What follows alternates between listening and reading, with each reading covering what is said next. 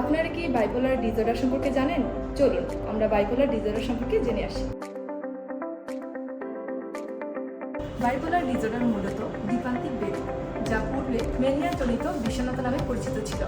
Bipolar disorder একটি মানসিক রোগ, যার ফলে একজন ব্যক্তি একের পর এক বিষণ্ণতা এবং অপরিচ্ছন্ন রকম খোশমেজের পর্ব অতিক্রম করে। প্রতিটি পর্ব কয়েকদিন থেকে কয়েক সপ্তাহ পর্যন্ত স্থায়ী হয়। বাইপোলার ডিসঅর্ডার মূলত মস্তিষ্কের সেরোটোনিন, ডোপামিন, নন অ্যাড্রেনালিন ইত্যাদি নিউরোট্রান্সমিটারের ভারসাম্যহীনতার কারণে হতে পারে। তরুণদের এই রোগ বেশি দেখা দেয়। নারী এবং পুরুষ উভয় এই রোগ হতে পারে। একজন থেকে অন্যজনের রোগের লক্ষণ আলাদা হতে পারে।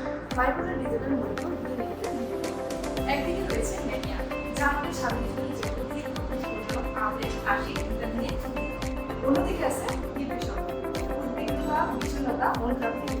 বাইপোলার ডিসঅর্ডারে আক্রান্ত ব্যক্তিদের গড়ায়ু মূলত 67 বছর হয়ে থাকে, যা আমাদের স্বাভাবিক গড়ায়ুর চেয়ে প্রায় 13 বছর কম। এক গবেষণায় দেখা গেছে এই রোগে আক্রান্ত হওয়া ব্যক্তিদের মধ্যে 3% ব্যক্তি 1 বছরের মধ্যেই মানসিক হসপিটালে ভর্তি হয়, এবং অন্য এক গবেষণায় দেখা গেছে এই রোগে আক্রান্ত হওয়া ব্যক্তিদের মধ্যে 75% ব্যক্তি জীবনের কোনো এক সময় এই রোগের জন্য হসপিটালে ভর্তি হতে পারে। তবে আমাদের মনে রাখতে হবে, বাইপোলার ডিসঅর্ডার একটি আজীবন অসুস্থতা।